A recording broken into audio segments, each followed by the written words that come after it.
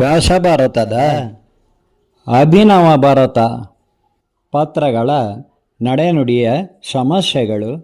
ನಿಮಗೆಲ್ಲರಿಗೂ ನನ್ನ life times media ಚಾನಲ್ಗೆ ಸ್ವಾಗತ ಕೋರುತ್ತಾ, ಅಭಿನವ ಭಾರತ, ವ್ಯಾಸ ಭಾರತವನ್ನು ಆಧರಿಸಿದ ಅಭಿನವ ಭಾರತ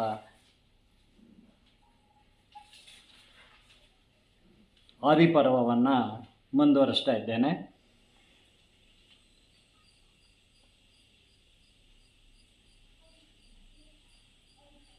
ದ್ರೋಣ ಮತ್ತು ದ್ರುಪದ ಇಬ್ಬರು ಬಾಲ್ಯ ಸ್ನೇಹಿತರು. ಆ ಕಾಲದಲ್ಲಿ ಪಶುಸಂಗೋಪನೆ ಮುಖ್ಯ ಕಸುಬಾಗಿತ್ತು.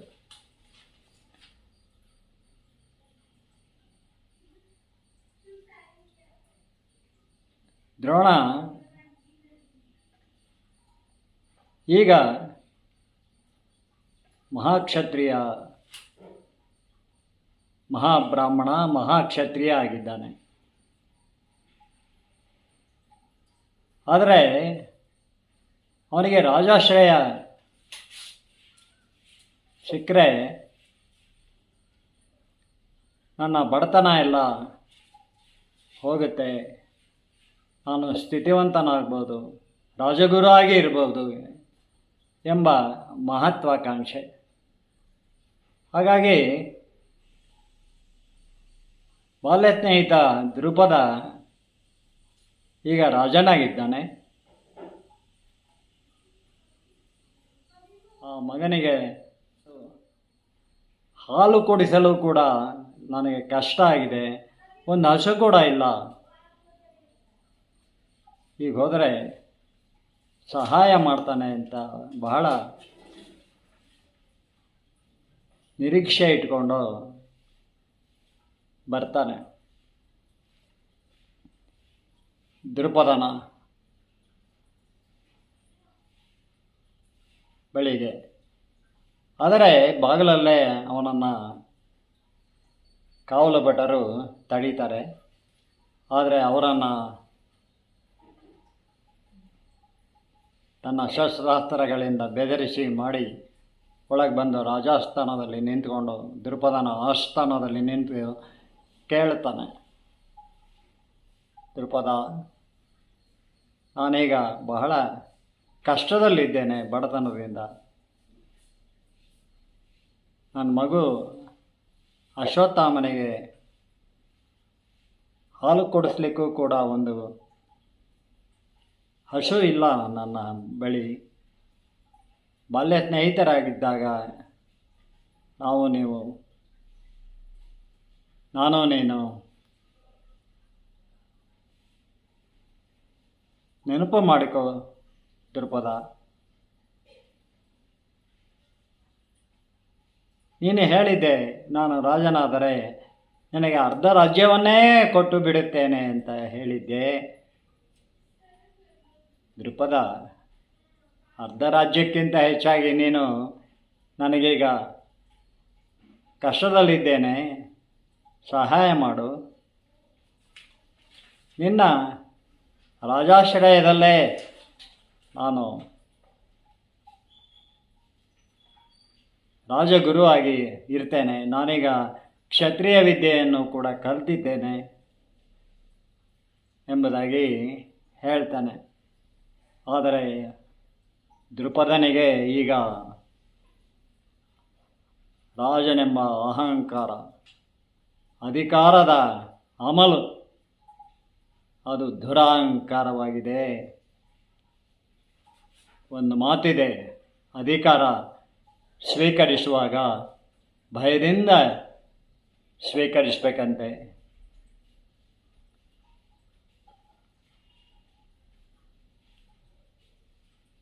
ತ್ಯಜಿಸುವಾಗ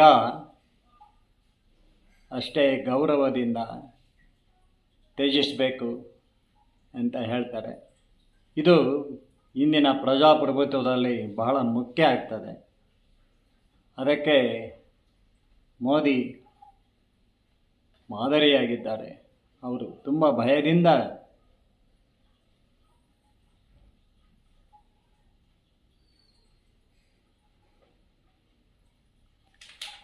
ಸದನದ ಮೆಟ್ಟಿಲನ್ನು ಪಾವಟಿಗೆಗಳನ್ನು ಕಣ್ಣಿಗೆ ಒತ್ತಿಕೊಂಡು ಭಯದಿಂದ ಅಧಿಕಾರವನ್ನು ಸ್ವೀಕಾರ ಮಾಡಿದ್ದಾರೆ. ಅಷ್ಟೇ ಗೌರವಯುತವಾಗಿ ಅವರು ತ್ಯಜಿಸ್ತಾರೆ ಎಂಬುದು ಖಂಡಿತ. ಈಗ ದ್ರುಪದನ ಆಸ್ಥಾನದಲ್ಲಿ ನಿಂತ್ಕೊಂಡು, ದ್ರುಪದ, ನಿನ್ನ ರಾಜಾಶ್ರಯ ನನಗೆ ನೀಡು. ನಾನು ಕ್ಷತ್ರಿಯನಾಗಿ ಮಹಾಬ್ರಾಹ್ಮಣ ಮಹಾಕ್ಷತ್ರಿಯನೇ ಆಗಿಬಿಟ್ಟಿದ್ದೇನೆ, ರಾಜಗುರು ಆಗಿಬಿಟ್ಟು ಇಲ್ಲಿ ನಿನ್ನ ಬಳಿ ಇರ್ತೇನೆ ಅಂತ ಹೇಳ್ತಾನೆ. ಇಲ್ಲೇ ನನ್ನ ಶಾಲೆಯನ್ನು ಮಾಡು, ಶಸ್ತ್ರಾಸ್ತ್ರ ವಿದ್ಯೆಯನ್ನು ಕಲಿಸಬಹುದಲ್ಲ ಎಂಬ ಒಂದು ನಿರೀಕ್ಷೆ ಅವನಲ್ಲಿ ಇರ್ತದೆ. ದ್ರುಪದನ ಆಶ್ರಯ ಸಿಕ್ಕರೆ ಹಾಗೇನಾದ್ರು ದ್ರುಪದ ತನ್ನ ರಾಜಾಶ್ರಯವನ್ನು ಇತ್ತು ಅಲ್ಲೇ ದ್ರೋಣನಿಗೆ ಶಸ್ತ್ರಾಸ್ತ್ರ ವಿದ್ಯೆಯ ನಿನ್ನ ಶಾಲೆಯನ್ನು ಇಲ್ಲೇ ಆರಂಭಿಸು, ನನ್ನ ಬಳಿಯೇ ಇದ್ದು ಬಿಡು ಎಂದು ರಾಜಾಶ್ರಯ ನೀಡಿದರೆ ಆ ಕಥೆಯ ಚಿತ್ರಣವೇ ಬೇರೆ ಆಗ್ತಿತ್ತು. ದ್ರೋಣನಿಗೆ ತುಂಬ ನಿರೀಕ್ಷೆ ಇಟ್ಕೊಂಡಿರ್ತಾನೆ ದ್ರೋಣ, ಆದರೆ ತೀವ್ರ ನಿರಾಶೆ ಮಾಡಿಬಿಡ್ತಾನೆ ದ್ರುಪದ.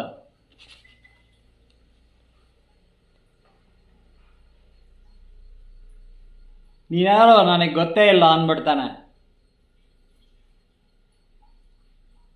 ನೀನೆಲ್ಲಿ ಹಾರವ ಬ್ರಾಹ್ಮಣ, ನಾನೆಲ್ಲಿ ಮಹಾರಾಜ ದ್ರುಪದ ಅಂತ ಹೇಳಿ ಅಧಿಕಾರದಿಂದ ಅಂಧಕಾರದಿಂದ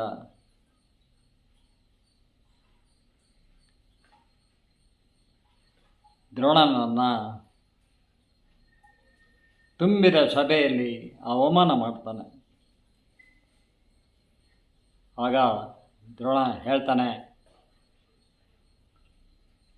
ನೋಡುತ್ತಿರು, ನಿನ್ನನ್ನು ಸೋಲಿಸಿಯೇ ನಿನ್ನನ್ನು ಸಿಂಹಾಸನದಿಂದ ಕೆಳಗಿಳಿಸಿ ನಿನ್ನ ದುರಹಂಕಾರಕ್ಕೆ ಪ್ರತೀಕಾರ ಮಾಡದಿದ್ದರೆ ನಾನು ಮಹಾಬ್ರಾಹ್ಮಣ ಮಹಾಕ್ಷತ್ರಿಯ ದ್ರೋಣನೇ ಅಲ್ಲ ಎಂದು ಅವನ ಮುಖಕ್ಕೆ ಹೊಡೆದಂತೆ ಹೇಳಿದ ದ್ರೋಣ ದುರ್ದಾನ ತೆಗೆದುಕೊಂಡವನಂತೆ ಹೊರಬಂದಿರುತ್ತಾನೆ.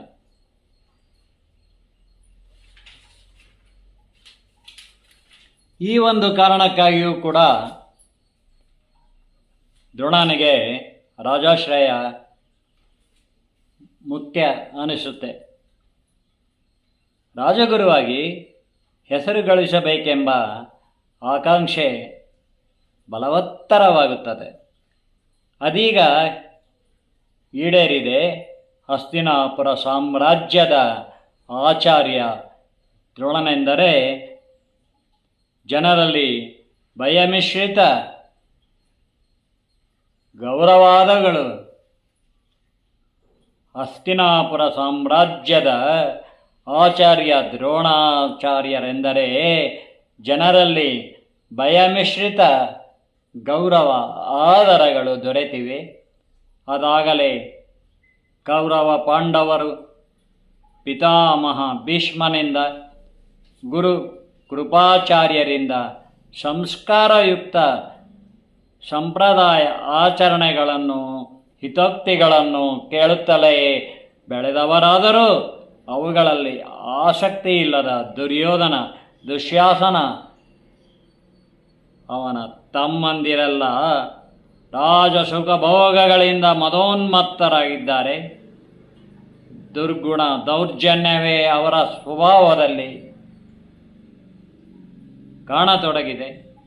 ಧೃತರಾಷ್ಟ್ರ ಪಾಂಡುವಿನ ಮಕ್ಕಳು ಹಸ್ತಿನಾಪುರದ ಅರಮನೆಯಲ್ಲಿ ಆಡುತ್ತಾ ಬೆಳೆಯಿದ್ದಾರೆ. ಪಾಠ ಪ್ರವಚನಗಳಲ್ಲಿ ಪಾಂಡವರು ಉತ್ಸಾಹದಿಂದ ಕಲಿಯುತ್ತಿದ್ದರೆ ದುರ್ಯೋಧನನಿಗೆ ಹುಟ್ಟುಗುಣಗಳು ಸುಟ್ಟರೂ ಹೋಗದು ಎನ್ನುವಂತಾಗಿದೆ. ಕುರುವಂಶಕ್ಕೆ ಹಾಗಾದದ್ದು ವಿಧಿಯೇ.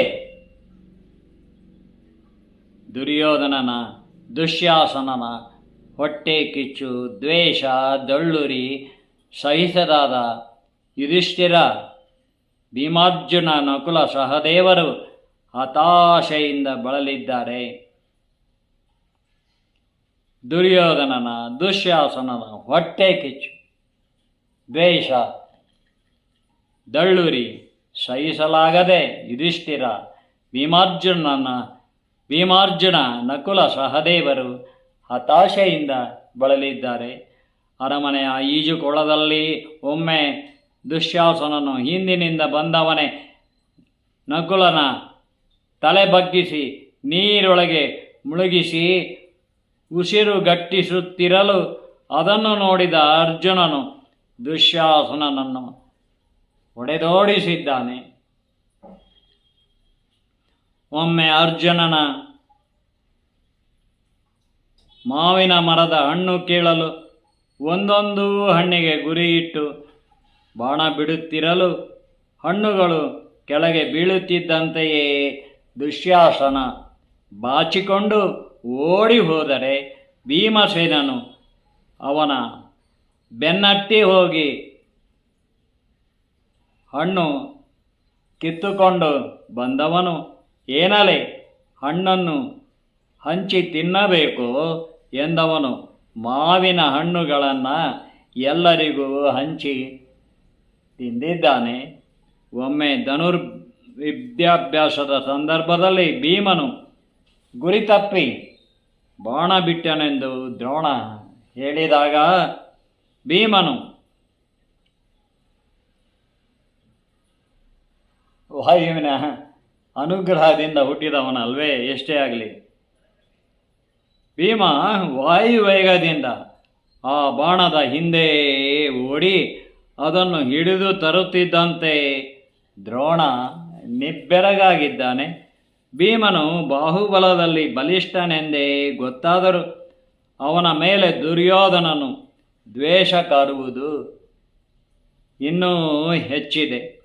ಯುಧಿಷ್ಠಿರನು, ಭೀಮಾರ್ಜುನ, ನಕುಲ ಸಹದೇವರು ಏಕೆ ಸುಮ್ಮನೆ ನಮ್ಮೊಳಗೆ ಕೀಟಲೆ ಜಗಳಗಳು ಬೇಡವೆಂದು ಹೇಳಿದಷ್ಟು ದುರ್ಯೋಧನ, ದುಶ್ಯಾಸನನ ಕಿರುಕುಳಗಳು ಹೆಚ್ಚಿದವೇ ಹೊರತು ಕಡಿಮೆಯಾಗದೆ ಅವರ ಕೆಟ್ಟ ಹಠವೇ ಛಲವಾಗಿ ಅವರಿಬ್ಬರೂ ಸೇರಿ ಒಂದು ದಿನ ಮೋಸ ಮಾಡಿ ಭೀಮಸೇನನಿಗೆ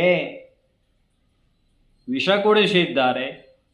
ಅದನ್ನು ಅರಗಿಸಿಕೊಂಡ ಭೀಮ ನಾಗಲೋಕಕ್ಕೆ ಹೋಗಿ ನಾಗರಾಜನಿಂದ 1000 ಆನೆಗಳ ಬಲ ಪಡೆದು ಬಂದಿದ್ದಾನೆ. ಒಳ್ಳೆಯತನಕ್ಕೆ ದೈವಬಲ ಇರುತ್ತದೆ ಎಂಬುದಕ್ಕೆ ಉದಾಹರಣೆಯಾಗಿದ್ದಾನೆ.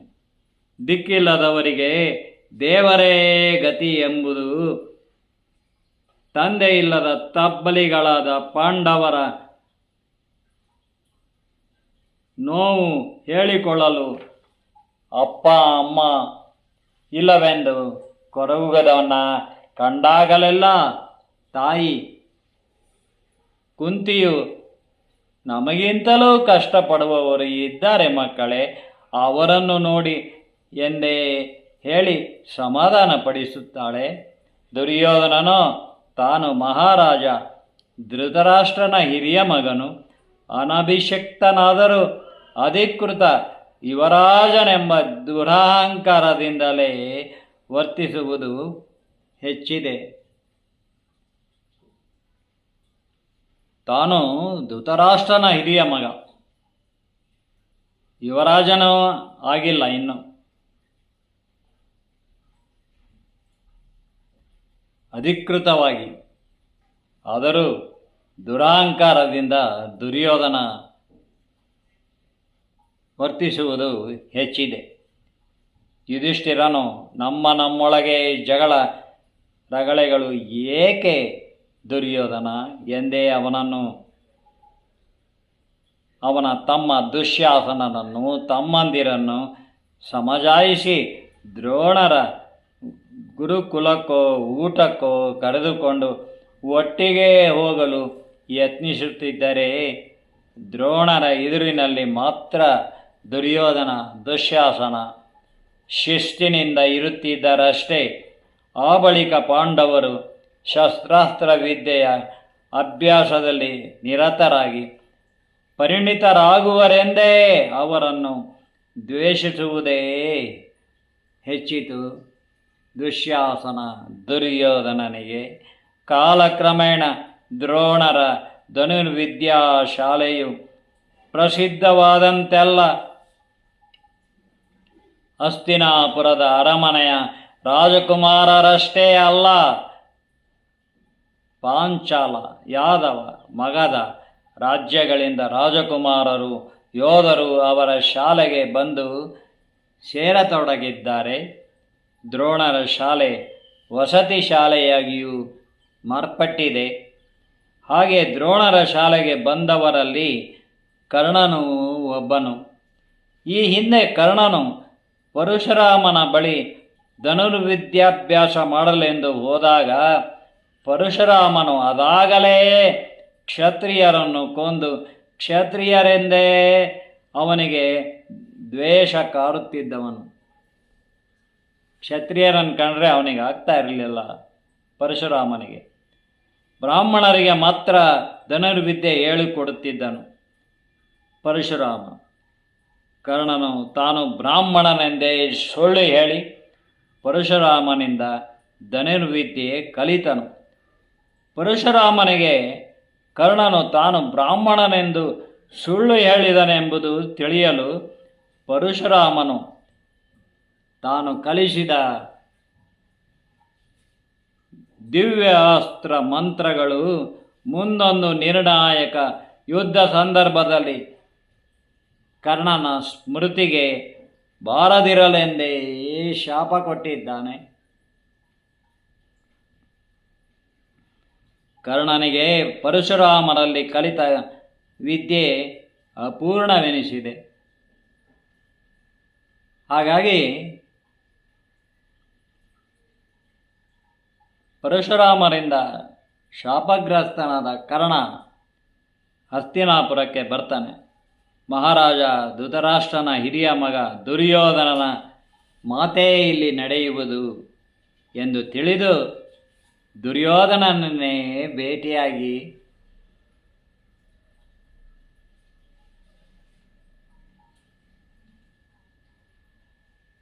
ಅವನ ಸ್ನೇಹ ಬೆಳೆಸಿಕೊಂಡು ದುರ್ಯೋಧನನು ಕರ್ಣನನ್ನು ದ್ರೋಣರ ಬಳಿಗೆ ಕರೆತಂದು ಧನುರ್ವಿದ್ಯಾಭ್ಯಾಸಕ್ಕೆ ಸೇರಿಸಿಕೊಳ್ಳಲು ಹೇಳಿದ್ದಾನೆ. ಅದಾಗಲೇ ಕರ್ಣನು ಪರಶುರಾಮನ ಹತ್ತಿರ ವಿದ್ಯೆ ಕಲಿತು ಅಲ್ಲಿ ಶಾಪಗ್ರಸ್ತನಾಗಿ ಬಂದಿದ್ದಾನೆ ಎಂಬುದು ದ್ರೋಣರಿಗೆ ತಿಳಿಯದಿದ್ದೀತೆ. ಅದನ್ನು ದ್ರೋಣ ಕರ್ಣನನ್ನು ಶಾಲೆಗೆ ಸೇರಿಸಿಕೊಳ್ಳುವ ಮುನ್ನ ಅವನನ್ನು ವಿಚಾರಿಸದೇ ಇರಲಿಲ್ಲ. ಕರ್ಣನು ತಾನು ಮಹಾರಾಜ ಧೃತರಾಷ್ಟ್ರನ ಸಾರಥಿ ಸೂತನಾದ ಅಧಿರಥನ ಸಾಕು ಪುತ್ರನು ಪರಶುರಾಮನಿಗೆ ಬ್ರಾಹ್ಮಣನೆಂದೇ ಸುಳ್ಳು ಹೇಳಿದನು. ಅವನ ಕೋಪಕ್ಕೆ ಗುರಿಯಾದನೆಂದೇ ದ್ರೋಣರಿಗೆ ನಿಜವನ್ನೇ ಹೇಳಿದ್ದಾನೆ. ದ್ರೋಣರು ಕರ್ಣನನ್ನು ಕರೆತಂದು ಪರಿಚಯಿಸಿದವನು ದುರ್ಯೋಧನನೆಂದು ಅವನಿಗೆ ವಿರುದ್ಧವಾಗಿ ನಡೆದುಕೊಳ್ಳಲಾಗದೇನೆ ದುರ್ಯೋಧನನಿಗೆ, ಕರ್ಣ, ನೀನಿಲ್ಲಿ ಧನುರ್ವಿದ್ಯೆ ಕಲಿಯಲು ನಮ್ಮದೇನೂ ಅಡ್ಡಿ ಇಲ್ಲ ಎಂದು ಸೇರಿಸಿಕೊಂಡನಷ್ಟೇ. ಹೀಗಾಗಿ ಕರ್ಣನಿಗೆ ಹಸ್ತಿನಾಪುರದ ಅರಸು ಮಕ್ಕಳೊಂದಿಗೆ ಧನುರ್ವಿದ್ಯೆ ಕಲಿಯುವ ಅವಕಾಶ ಲಭಿಸಿದೆ. ಆದರೇನು, ಕರ್ಣನಿಗೆ ದುರ್ಯೋಧನನ ದುರ್ಗುಣ ಸ್ವಭಾವಗಳು ಅದೆಷ್ಟು ಹೇಯವಾಗಿವೆ ಎಂಬುದು ಮೊದಮೊದಲು ತಿಳಿಯದೆ ಹೋದದ್ದು ಅವನ ದುರ್ದೈವವೇ. ದ್ರೋಣರಲ್ಲಿ ಕರ್ಣನ ಅಸ್ತ್ರವಿದ್ಯೆಯು ಮುಂದುವರೆದಂತೆಲ್ಲ ಅರ್ಜುನನಿಗೆ ಸರಿಯಾದ ಪ್ರತಿಸ್ಪರ್ಧಿಯು ಕರ್ಣನೇ ಎಂಬುದು ದುರ್ಯೋಧನನಿಗೆ ತಿಳಿದಿದೆ. ದ್ರೋಣರು ಹೇಳಿಕೊಟ್ಟ ಅಸ್ತ್ರ ಪ್ರಯೋಗಗಳನ್ನು ಕರ್ಣನು ಅಸ್ತ್ರ ಪರಿಣಿತಿಗಾಗಿ ಪ್ರಾಣಿಗಳ ಮೇಲೆ ಗುರಿಯಿಟ್ಟು ಲಕ್ಷ್ಯ ಭೇದಿಸಿ ಯಶಸ್ವಿಯಾದಂತೆಲ್ಲ ಅಸ್ತ್ರವಿದ್ಯೆಯಲ್ಲಿ ಅಷ್ಟೇನೂ ಚತುರನಲ್ಲದ ದುರ್ಯೋಧನನು ಬೇಷ್ ಕರ್ಣ ಎಂದು ಕರ್ಣನನ್ನೇ ಪ್ರೋತ್ಸಾಹಿಸುತ್ತಿದ್ದಾನೆ. ಹಾಗಾಗಿಯೂ ಅವರ ಸ್ನೇಹ ಸಂಬಂಧವು ನಿಕಟವಾಗಿ ಬೆಳೆದಿದೆ. ದ್ರೋಣರಿಗೂ ರಾಜಾಶ್ರಯದಲ್ಲಿರುತ್ತಾ ದುರ್ಯೋಧನನ ಮಾತಿಗೆ ಆದ್ಯತೆ ನೀಡುವುದು ಅನಿವಾರ್ಯವಾಗಿ ಬಿಟ್ಟಿದೆ. ದುರ್ಯೋಧನನ ಮಾತೇ ನಡೆಯೋದು ಎಂಬುದು ಚೆನ್ನಾಗಿ ಮನವರಿಕೆಯಾಗಿದೆ ದ್ರೋಣರಿಗೆ. ಹಾಗಾಗಿ ಅವರು ದುರ್ಯೋಧನನಂತೆಯೇ ಅವನನ್ನು ಅನುಸರಿಸೋದು ಅನಿವಾರ್ಯ ಆಗಿಬಿಟ್ಟಿದೆ. ದ್ರೋಣರು ಅರ್ಜುನನ ಅಸ್ತ್ರಕೌಶಲಕ್ಕೆ ಬೆರಗಾಗಿ ತಮ್ಮ ಅಗ್ರಗಣ್ಯ ಶಿಷ್ಯನನ್ನಾಗಿ ಸ್ವೀಕರಿಸಿ ತರಬೇತಿಯಲ್ಲಿ ಅವನಿಗೆ ಹೆಚ್ಚು ಪ್ರಾಶಸ್ತ್ಯವಿತ್ತರು. ವರ್ಷಗಳೇ ಕಳೆದವು. ಈಗ ಕೌರವ ಪಾಂಡವರಿಗೆ ಸೋದರರಿಗೆ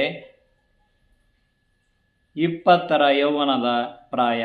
ದ್ರೋಣರಿಗೆ ತಮ್ಮ ಶಿಷ್ಯರ ವಿದ್ಯಾಪರಿಣಿತಿಯ ಸ್ಪರ್ಧಾ ಪರೀಕ್ಷೆ ನಡೆಸಬೇಕೆನಿಸಿತು. ಒಂದು ಕೃತಕ ಬಾಸಪಕ್ಷಿಯನ್ನು ಮಾಡಿಸಿದರು. ಶಿಷ್ಯರು ಜೀವಂತ ಪಕ್ಷಿ ಕುಳಿತಿದೆ ಎಂದೇ ಭಾವಿಸುವಂತೆ ಮರದ ತುತ್ತ ತುದಿಯ ಒಂದು ರೆಂಬೆಯ ಮೇಲೆ ಆ ಬಾಸಪಕ್ಷಿಯನ್ನು ಕಟ್ಟಿಸಿದರು. ಮೊದಲು ರಾಜಕುಮಾರರನ್ನು ಕರೆದು ಮರದ ಕೆಳಗೆ ನಿದ್ದರಾಗಿ ನಿಲ್ಲಲು ಹೇಳಿ, ನಾನು ಒಬ್ಬೊಬ್ಬರನ್ನೇ ಕರೆಯುತ್ತೇನೆ, ಹಾಗೂ ಬಂದು ಮರದ ಮೇಲಿನ ಬಾಸಪಕ್ಷಿಯನ್ನು ಹೊಡೆಯಬೇಕು, ತಿಳಿಯಿತೇ ಎಂದು ಹೇಳಿದ ದ್ರೋಣಾಚಾರ್ಯರು ಮೊದಲು ಯುಧಿಷ್ಠಿರನನ್ನು ಕರೆದಿದ್ದಾರೆ. ಯುಧಿಷ್ಠಿರ, ಬಾಣವನ್ನು ಬಿಲ್ಲಿನ ಹೆದಗೇರಿಸಿ ಸಿದ್ಧನಾಗು. ನಾನು ಹೇಳಿದ ಕ್ಷಣ ಅದನ್ನು ಪ್ರಯೋಗಿಸಿ ಹಕ್ಕಿಗೆ ಹೊಡೆಯಬೇಕು, ತಿಳಿಯಿತೆ ಎಂದಾಗ ಅವನು ಸಿದ್ಧನಾಗಿ ನಿಂತನು. ಆ ಮರದ ತುದಿಯಲ್ಲಿರುವ ಹಕ್ಕಿ ಕಾಣುತ್ತದೆಯೇ ಯುಧಿಷ್ಠಿರ ಕೇಳಿದ್ದಾರೆ ದ್ರೋಣರು. ಕಾಣುತ್ತದೆ ಯುಧಿಷ್ಠಿರನೆಂದನು. ದ್ರೋಣರು ಅರೆಕ್ಷಣ ತಳೆದು, ಆ ಮರ ನಾನು, ನಿನ್ನ ತಮ್ಮಂದಿರು, ಇಲ್ಲಿ ಇರುವವರೆಲ್ಲರೂ ಕಾಣುತ್ತಿದ್ದಾರೆಯೇ ಎಂದು ಕೇಳುತ್ತಿದ್ದಂತೆಯೇ, ಹೌದು ಗುರುಗಳೇ, ಆ ಮರದ ಮೇಲಿನ ಹಕ್ಕಿ ನೀವು, ನನ್ನ ತಮ್ಮಂದಿರು, ಇಲ್ಲಿ ನಿಂತಿರುವವರೆಲ್ಲ ಕಾಣುತ್ತಿದ್ದಾರೆ ಎನ್ನಬೇಕೇ ಯುಧಿಷ್ಠಿರ ಎಂದು ಅವನನ್ನು ಹಿಂದಕ್ಕೆ ಕಳುಹಿಸಿದ ದ್ರೋಣರು ದುರ್ಯೋಧನ, ದುಶ್ಯಾಸನನನ್ನು ಇನ್ನಿತರ ರಾಜಕುಮಾರರನ್ನು ಒಬ್ಬೊಬ್ಬರನ್ನಾಗಿ ಕರೆದು ಒಬ್ಬೊಬ್ಬರಿಗೂ ಬಾಸಪಕ್ಷಿಯನ್ನು ಹೊಡೆಯಲು ಅವಕಾಶ ಕೊಟ್ಟರು. ಯಾರೊಬ್ಬರೂ ಅದನ್ನು ಗುರಿಯಿಟ್ಟು ಹೊಡೆಯದೇ ಹೋದರು. ಆಗ ಎಲ್ಲರಿಗಿಂತಲೂ ಕೊನೆಯ ಸಾಲಿನಲ್ಲಿ ನಿಂತಿದ್ದ ಕರ್ಣನು, ಗುರುಗಳೇ, ನಾನು ಆ ಹಕ್ಕಿಯನ್ನು ಒಂದೇ ಗುರಿಗೆ ಲಕ್ಷ್ಯ ಭೇದಿಸಿ ಹೊಡೆದು ಉರುಳಿಸುವೆನು, ನನಗೂ ಒಂದೇ ಒಂದು ಅವಕಾಶ ಕೊಡಿ ಎಂದು ವಿನಯದಿಂದನೇ ಕೇಳಿದ್ದಾನೆ. ದ್ರೋಣನು ಅವನ ಮಾತಿಗೆ ಕಿವಿ ಕೊಡದೆ ಅರ್ಜುನನ ಕಡೆ ತಿರುಗಿ, ಅರ್ಜುನ, ನೀನು ಈ ಬಾಸಪಕ್ಷಿಯನ್ನು ಹೊಡೆದು ಉರುಳಿಸು. ದ್ರೋಣನು ಕರ್ಣನನ್ನು ಅಲಕ್ಷಿಸಲು ಕಾರಣ, ಅವನು ಸೂತಪುತ್ರನೆಂದಷ್ಟೇ ಅಲ್ಲ, ಧನುರ್ವಿದ್ಯೆಯಲ್ಲಿ ಯಾರೇ ಆಗಲಿ ಅವರು ಎಲ್ಲೇ ಇರಲಿ ಅರ್ಜುನನನ್ನು ಮೀರಿಸುವಂತೆ ಆಗಬಾರದು ಎಂಬುದೇ ಆಗಿತ್ತು. ಅದನ್ನು ಅರ್ಜುನನಿಗೂ ಹೇಳಿ ಆಚಾರ್ಯ ದ್ರೋಣರು ದೊಡ್ಡ ತಪ್ಪನ್ನೇ ಮಾಡಿಬಿಟ್ಟಿದ್ದರು. ಮಹಾಭಾರತದಲ್ಲಿ ನಡೆ ನುಡಿಯಲ್ಲಿ ಹೀಗೆ ಸಮಸ್ಯೆಗಳೇ ಹುಟ್ಟುಕೊಳ್ತವೆ. ಯಾರೇ ಆಗಲಿ ಧನುರ್ವಿದ್ಯೆಯಲ್ಲಿ ಅರ್ಜುನನನ್ನು ಮೀರಿಸುವಂತೆ ಆಗಬಾರದು. ಅದನ್ನು ಅರ್ಜುನನಿಗೂ ಹೇಳಿ ಆಚಾರ್ಯರಾದ ದ್ರೋಣರು ದೊಡ್ಡ ತಪ್ಪನ್ನೇ ಮಾಡಿಬಿಟ್ಟಿದ್ದರು. ದುರ್ಯೋಧನನ ಸ್ನೇಹ ಬೆಳೆಸಿದ ಕರ್ಣನು ಕೂಡ ಅವರ ಶಾಲೆಯಲ್ಲೇ ಇದ್ದಾನೆ. ಅವನು ಕೂಡ ಅರ್ಜುನನನ್ನು ಮೀರಿಸುವಂತ ಆಗಬಾರದು ದ್ರೋಣರ ದೃಷ್ಟಿಯಲ್ಲಿ. ಮುಂದಿನ ಕಥಾಭಾಗವನ್ನು ಇನ್ನೊಂದು ವಿಡಿಯೋದಲ್ಲಿ ಹೇಳ್ತೇನೆ. ಯತ್ರ ಯೋಗೇಶ್ವರ ಕೃಷ್ಣ